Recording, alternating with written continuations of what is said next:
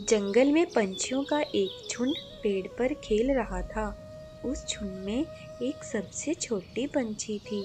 वह बहुत ही प्यारी और सबसे तेज थी। उसका नाम बुलबुल था। सभी चिड़िया उसका ख्याल रखती और उसे कभी अकेला नहीं छोड़ती थी। बुलबुल जब अपने दोस्तों के साथ खेल रही थी तो उसे एक पेड़ की डाल पर एक मोतियों का हार मिला। हार बहुत ही सुंदर और चमक रहा था। बुलबुल से रहा नहीं गया। उसने अपने गले में उस हार को डाल लिया। उसके साथी बुलबुल को हार मिलने पर बधाई देने लगे और सबने बोला कि उस पर यह हार जच रहा है। बुलबुल तुरंत अपनी माँ के पास गई। उसे यह हार दिखाया। उसकी माँ ने बुलबुल से काफी पूछताछ की कि उसको यह हार कहाँ से मिला है। बुलबुल माँ से नाराज होकर वापस अकेले ही जंगल में चली गई और पेड़ की डाल पर जा बैठकर सोचने लगी, सभी ने मेरी तारीफ की, बस माँ को छोड़कर। उसे तो बस हार की पड़ी थी।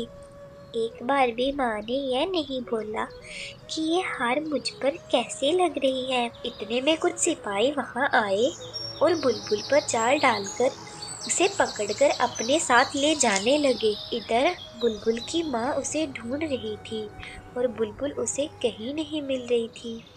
वह परेशान थी कि आखिर बुलबुल कहाँ चली गई। यह देखकर बुलबुल डर गई और चुपचाप सिपाहियों के साथ चली गई। सिपाही बुलबुल को राजा के दरबार में ले गए। बुलबुल वहां अपने को अकेला पाकर घबरा रही थी। बुलबुल को समझ में नहीं आ रहा था कि उसे यूं दरबार में क्यों लाया गया है। हजूर, मैंने रानी का हार चोरी करने वाली इस पंछी को पकड़ लिया है। तुम्हें कैसे मालूम है कि यही पंछी चोर है? सिपाही ने बताया कि चोर को ढूंढते ढूंढते वे सभी जंगल में पहुंच गए थे। तभी एक पेड़ पर इस पंछी के गले में रानी साहिबा का हार देखा, तो हमने इस पर जाल डालकर पकड़ आपके सामने पेश किया है। तुम्हारी इतनी हिम्मत कि तुमने मेरी रानी के गले का हार चोरी कर तुम उनका हार पहनकर घूम रही हो? बुलबुल बोली, राजा साहब, मैं निर्दोष हूँ। सिपाहियों से जरूर कोई गलती हुई है। मैं चोर नहीं हूँ। तुम्हारी इतनी हिम्मत कि तुमने मेरी रानी के गले का हार चोरी कर तुम उनका हार पहनकर घूम रही हो? बुलबुल बोली, राजा साहब, मैं निर्दोष हूँ। सिपाहियों से जरूर कोई गलती हुई है।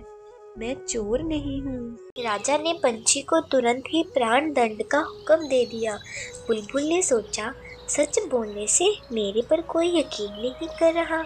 एक बार झूठ बोल कर ही देखती हूँ, क्या पता मेरी जान भी बच जाए। बुलबुल ने राजा को बोला, राजा साहब, मैं सच बोल रही हूँ कि हार मैंने नहीं चुराया, पर मैं ये बात जरूर जानती हूँ कि हार किसने चुराया, और वह व्यक्ति अभी भी दरबार में मौजूद है और अपनी बड़ी बड़ी आंखों से मुझे घूर भी रहा है। बुलबुल बोली, वह व्यक्ति राजमहल से हार चोरी कर छुपा रहा था, तो मैंने उसके सर पर एक पंख गिरा दिया है और वह पंख अभी भी उसके सर पर ही है। बुलबुल ने बोला, देखो देखो, उसके सर पर पंख है।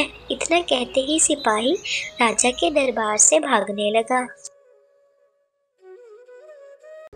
सबने उस सिपाही को पकड़ लिया और देखा तो उसके सर पर कोई पंख नहीं था। राजा ने फिर उस बुलबुल को कहा, मैं समझ गया, ये चोरी इस सिपाही ने ही की।